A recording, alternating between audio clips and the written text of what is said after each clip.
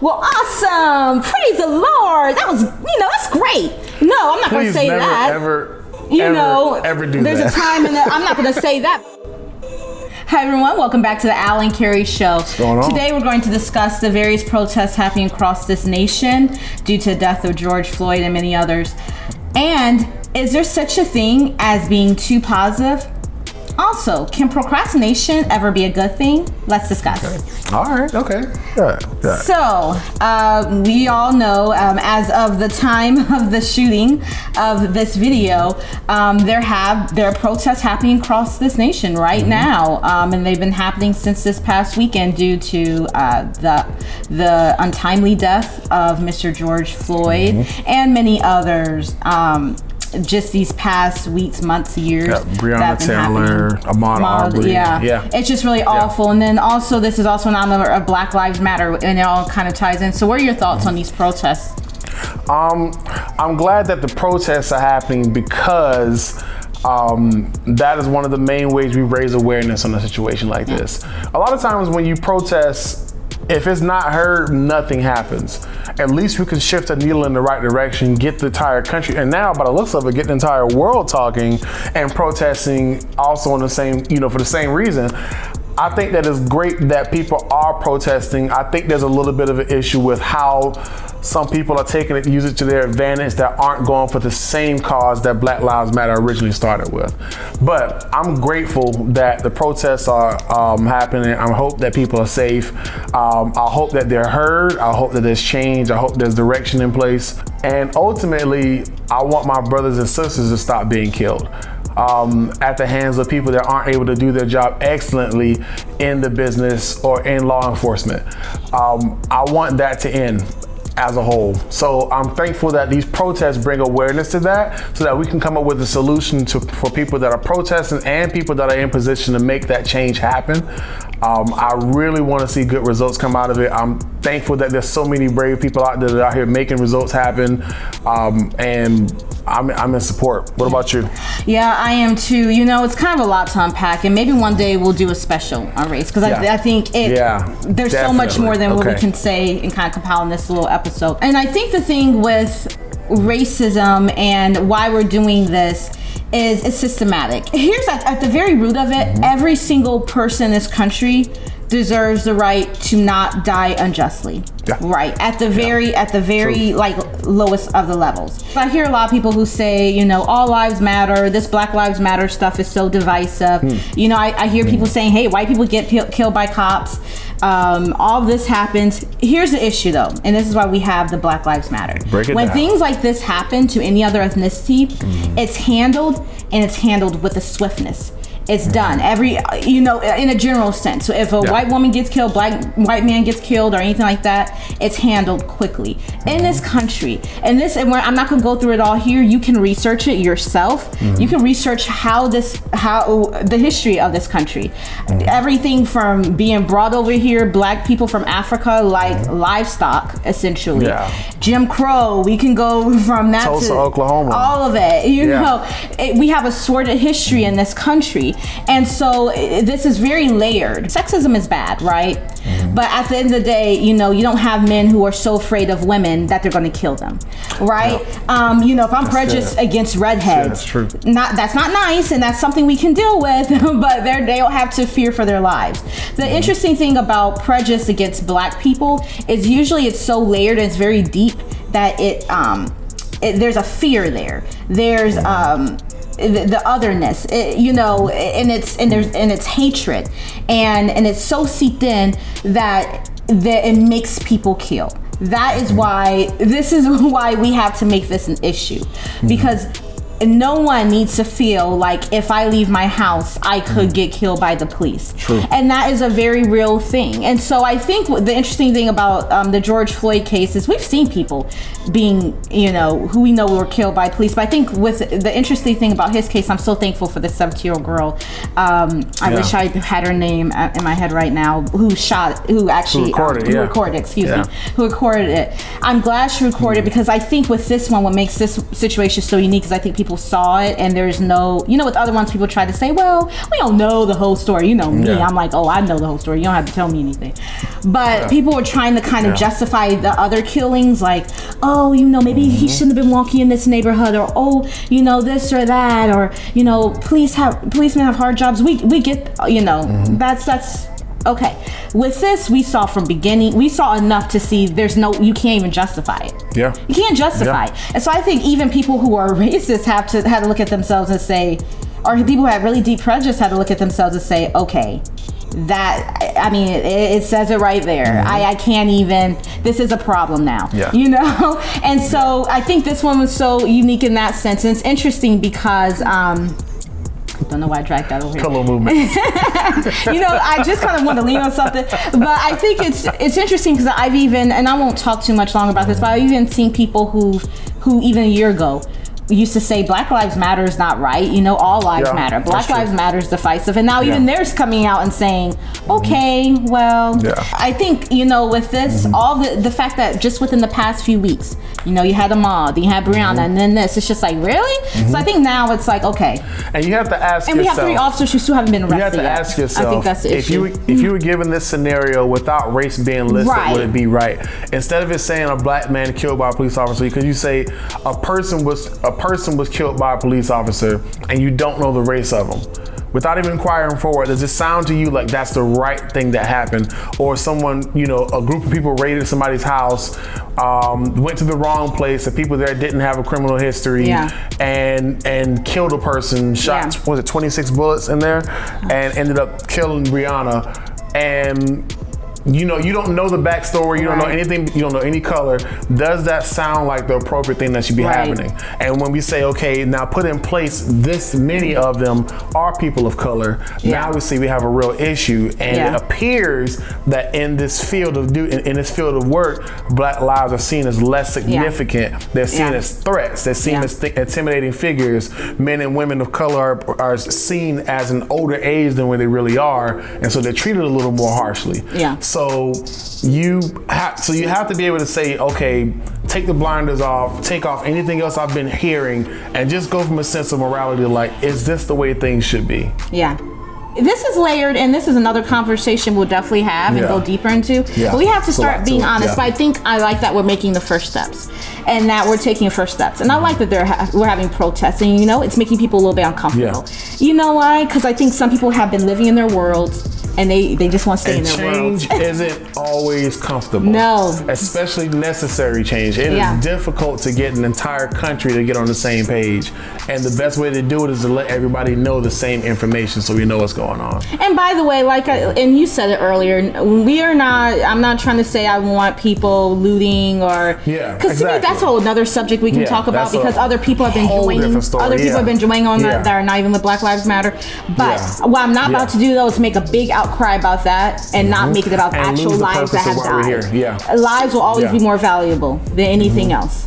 Let's just keep that in mind. That's the truth. Okay. That's the truth. So our next topic, and I think kind of even ties in with this, is there such thing as being too positive? Because my mom sent me an actual article, CNN article, and it was about a certain leader. I won't name his name, but he kind of grew up and went to, he kind of grew up with this whole positivity thing.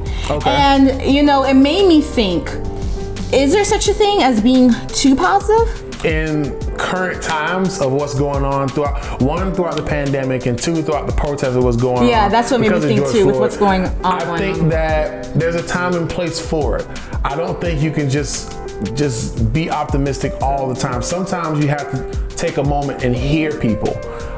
You can't be dismissive of their feelings if they're different than yours. So if you're optimistic and you're having a great day and you have a person that's having an issue, there should be some kind of morality that says, what's going on? How can I help? Or should I take a moment to understand that? Because that brings healing to them.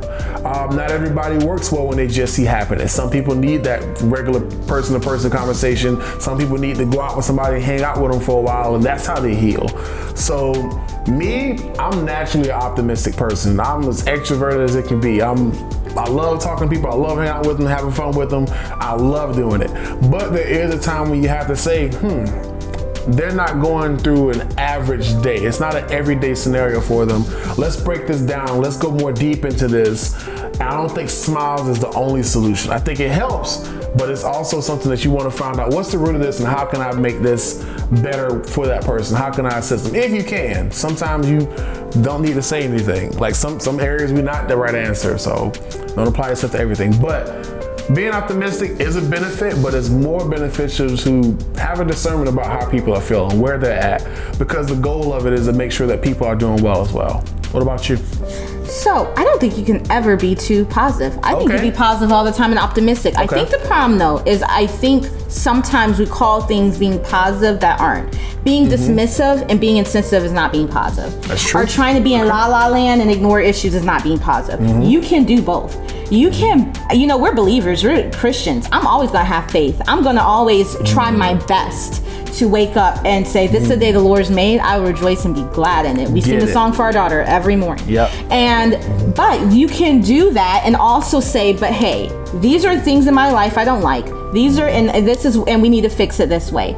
Or these are things that are happening to people around me that I don't like and I want to help them. Or you can say, hey, there is a pandemic going on. My faith is out, it will end, but you know what we need to do? We need to do X, Y, Z to do our part to fix it. So I think that's the thing. You can be positive, but positive doesn't mean that you could just be like, I'm just gonna tune everything out. Do it both. Even now with what's going on, there are people who are being defiant, who are saying, I'm not going to say Black Lives Matter. I'm not going to talk about this. I'm going to think of that sentence.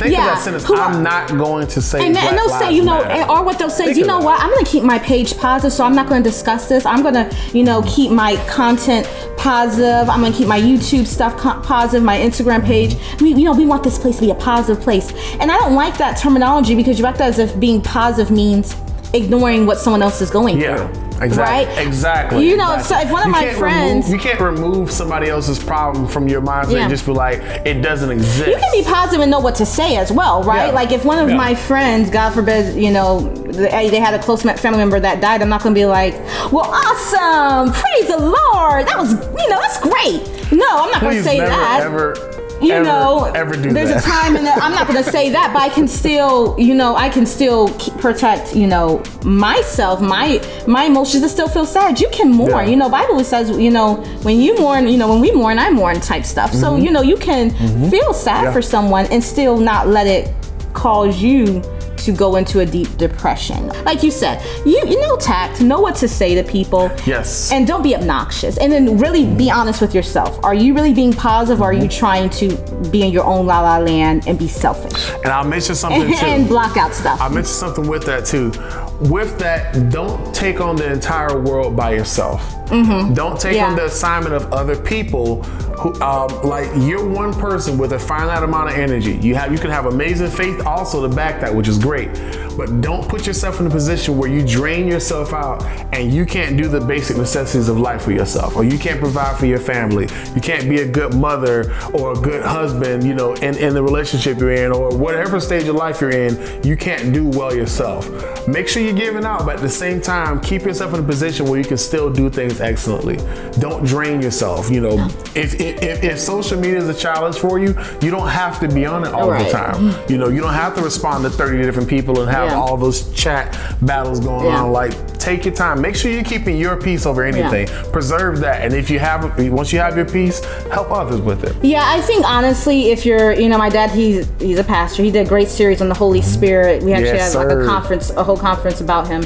And, just a person of the Holy Spirit. And that's the thing, is the Holy Spirit, he'll help you. He'll help you kind of know how far to go, and when you're really doing things for the Lord and what the Lord wants you to do, or when you're doing things that you really want to do but you want to kind of paint it as something, and you'll know that. So and our last thing, well, not our last thing, but we're going to talk about procrastination.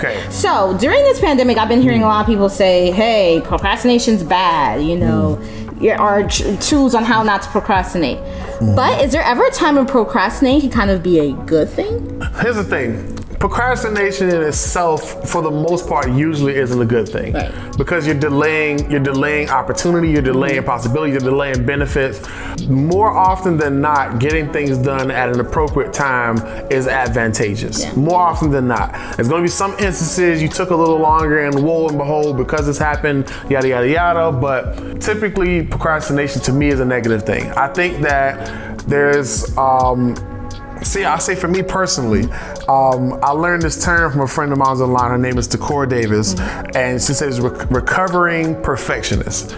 And that is, we fail to get things done because we don't see it as the standard that we believe it should be before we produce it. And so when we take our time with it, we say, oh, it's not perfect, it's not perfect, it's not perfect, it's not ready.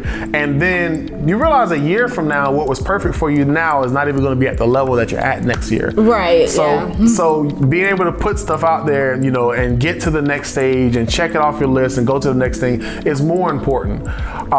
So I'm after procrastination. Like, I'm trying to get it completely removed in any scenario I can have. I put together a whiteboard. I was going to buy it, but then I saw the price of purchasing them. And then I went to Lowe's and found the equipment and built that thing for like $14, and it's wonderful. But I'm able to write stuff down and say, okay, here's what's next. Do this, do that, and eliminate procrastination. And also see what steps, what direction I'm headed. Right. If I'm seeing things marked off, good results are happening. Yeah.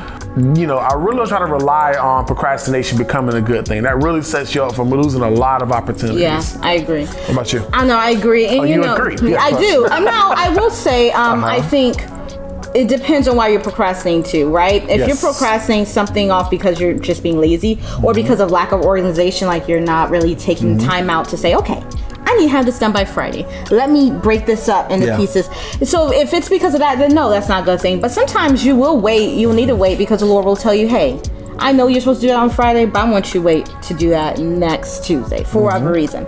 And so I think it's really, to me, the motive. Like, why are you waiting? Are you, so if you're being slack, then no, then don't do that, because, and I love the point you brought up about waiting until things are perfect, because a lot of people do that, I think, with everything in their life, right? Like, oh, I won't have kids until I make this much money. I won't get married until I make this. And if you keep waiting until everything's perfect, it will never be perfect. Even with us doing this YouTube channel, I've learned, just go ahead and do it. Like, don't wait on everything to be perfect. Yeah, get started. I wanted to wait till my hair was done. I wanted to wait until, no, I'm being honest. I wanted to wait until a bunch of stuff. But it was like, you know what? Let's just step out and do it. There's no better time than now to get started. I think it depends on why you're waiting, for sure. All right, guys. Hope you're enjoying the episode. I wanted to do a little interlude here and tell you about our merch that we're wearing. This is from our friend Henry Murphy at Unapologetic Urban Gear. They are in Atlanta, Georgia. It is a dope business. They have some dope merchandise. This one is the Unapologetic tee. This one is I don't dim my light to fit in. Which is appropriate. Yeah, exactly. There's a bunch of different ones on the website. You can go on unapologeticmerch.com. Use Al and Carrie to get 15% off your first order. Just tell them Al and Carrie sent you.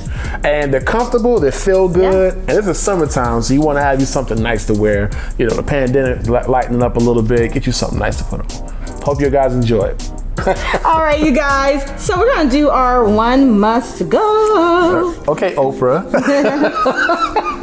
This is a little Debbie special. One must go. One has to go, one must go. One must go. People call it different things. Fudge round. Fudge rounds. Oatmeal cream pie. My answer's already been made. Go ahead. Swiss rolls. And zebra cakes. My answer's made too. Though I will eat all of these, my answer's made. You go first. Oatmeal cream pie, because anytime there's chocolate involved, chocolate's always going to win out. He knows this. Actually, everyone who knows me knows this. Chocolate and peanut butter will always be like my number one, and anything else added. And by the way, oatmeal cream pie, I don't get it. It's like you're adding nasty oats, like, and you're trying to make it a dessert. While you're giving your answer, I'm just imagining like the screen going blank, and it's like gray, and like I'm just like, go. No, seriously. Okay, I don't get desserts that are like carrot cake and stuff like that. Why do I want that? Why do I want to have a dessert that's nasty and it's not nutritional? What's the point? Like, if I love carrots, if I'm gonna eat my carrots, roasted or baked or whomever, or boiled or whatever, or in the crock pot, and I'm getting my nutrients. So that's how I feel. The marketing team needs to have a meeting with you. So I don't want an oatmeal cream pie. I'll eat it, but I don't get it. All right. What was the first one? Fudge rounds. Fudge rounds. Fudge rounds gone. I just don't like them. They're too sweet. They don't taste good to me. What's the other ones? I can get rid of more than one.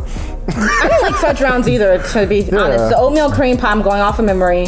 Oatmeal cream pie gotta stay for and me. the zebra cakes. Oatmeal cream pie staying. Swiss rolls and zebra cakes.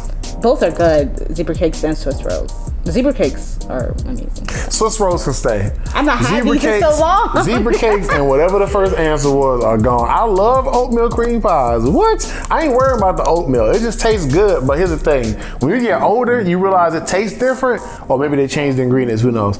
But it tastes different when you get older. He's like, okay, I'm going to have a little bit of these. Like, I don't really touch fudge rounds or fudge thing. Nah, don't touch them. They can stay on the shelf. Now, if honey bun was on the list, honey bun is undisputed. I can't eat honey bun. You can't eat a honey bun? I think it's disgusting. It's nasty. I'll eat an oatmeal cream pie. Oh, no.